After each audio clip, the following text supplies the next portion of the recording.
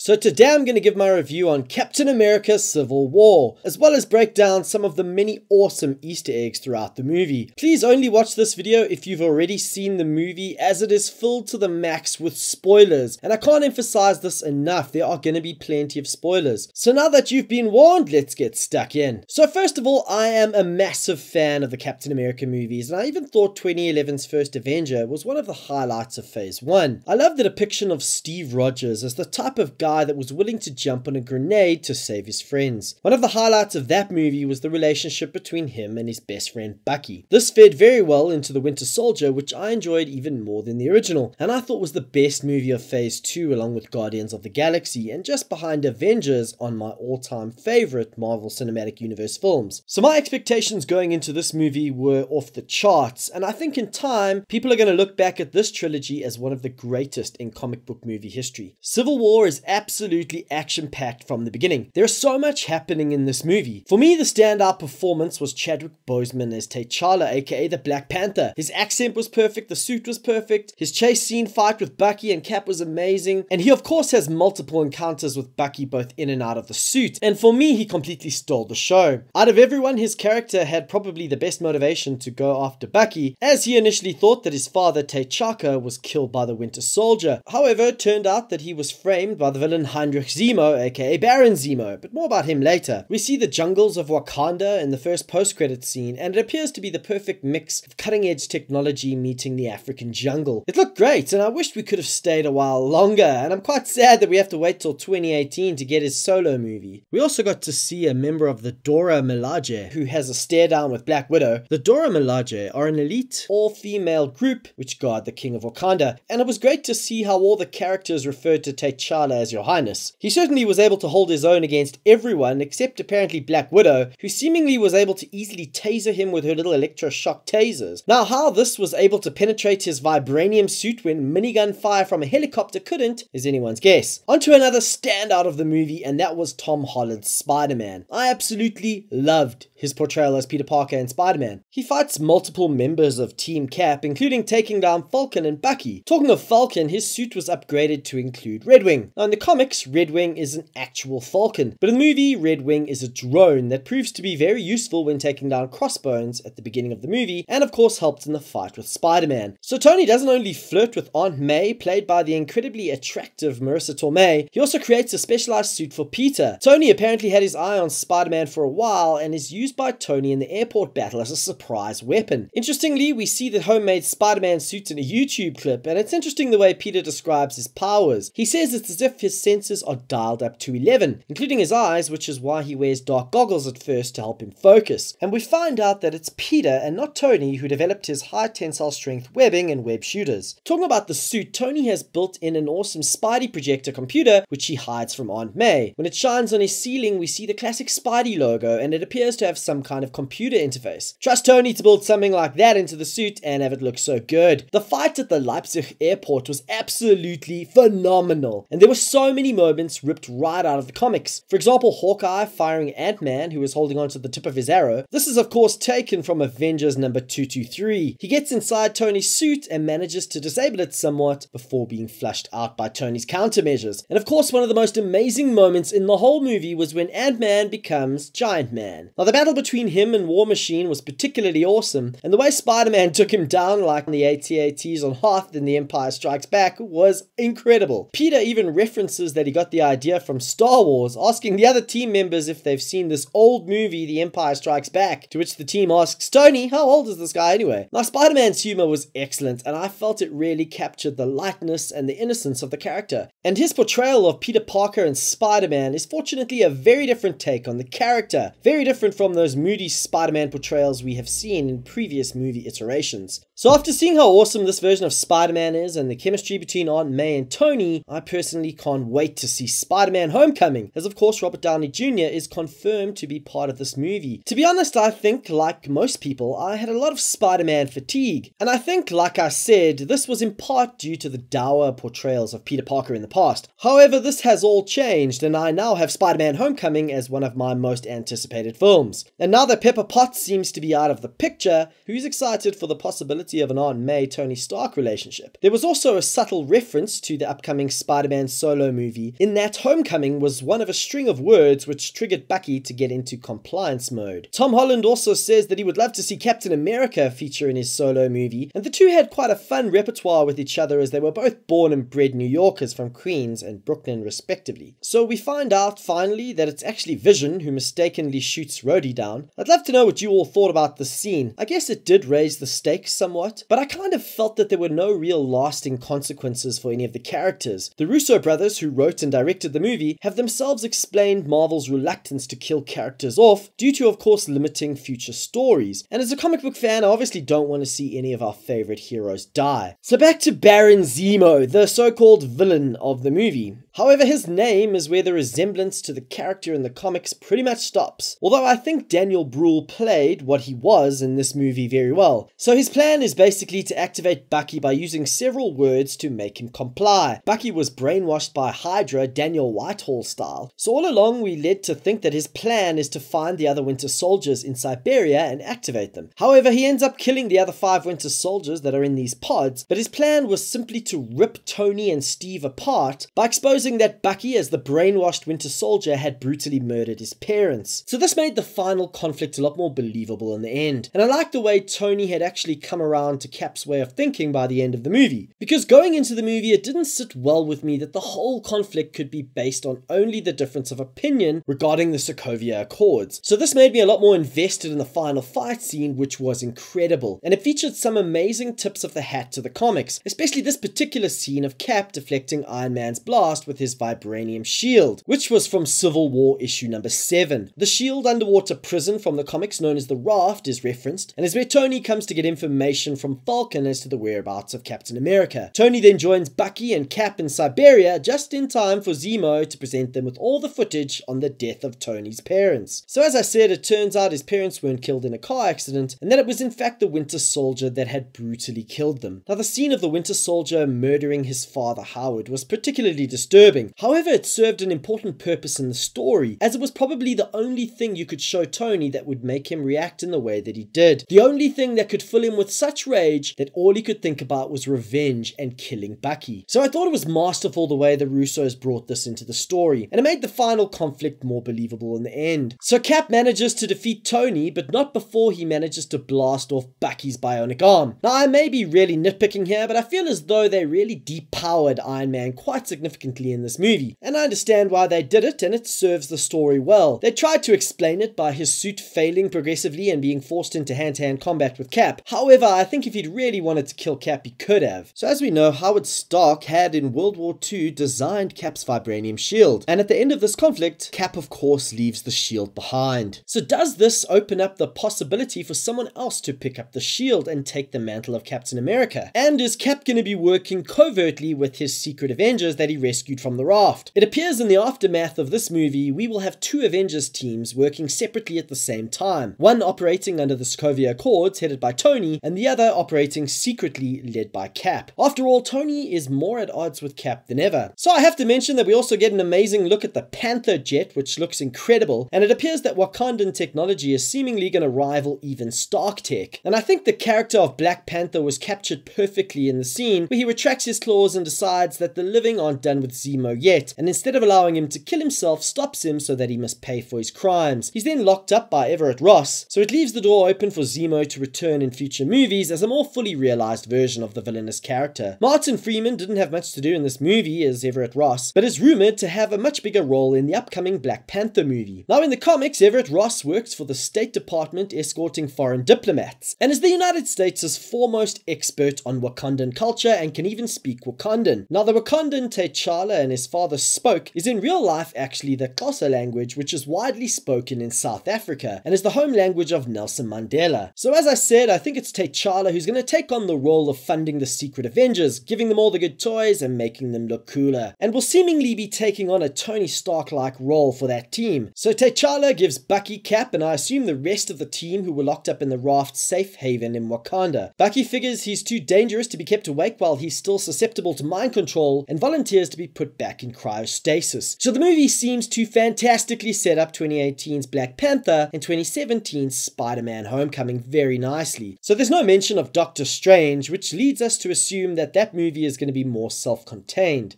Thor and Bruce Banner's Hulk are only referenced, and we will of course see them next year in 2017's Thor Ragnarok. So finally I'm going to give my thoughts on the remaining characters I haven't chatted about yet. I enjoyed the way they had Wanda and Vision getting along very well, possibly setting up a future relationship. Hawkeye and Black Widow were good. As I said, I thought the scene of Widow taking down Black Panther didn't seem very believable, but I understand why they would get her to turn on one of her team members, as it's consistent with her character as a double agent. Sharon Carter, and perhaps the future Agent 13, is revealed to be Peggy Carter's niece. Of course, we could already guess this because it's consistent with the comics. Her romance with Steve Rogers seemed a little bit rushed, but Falcon and Bucky's reaction to their kiss while sitting in a VW Beetle was priceless. Talking of Bucky, I thought he played the real Bucky with so much humility and sincerity that you could really buy into the fact that Cap could be willing to die to save his friend. And after you strip away all the action and spectacle of this amazing trilogy, it all boils down to the story of these two friends from Brooklyn. And after this amazing film, I cannot wait to see where the Marvel Cinematic Universe goes from here. So there you have it. I hope you enjoyed this video. If you did, please like and then share it. I post lots of videos every week on comic book, movies, TV, including Star Wars, Game of Thrones, and other blockbusters, so why not subscribe? Thanks again. Cheers for now.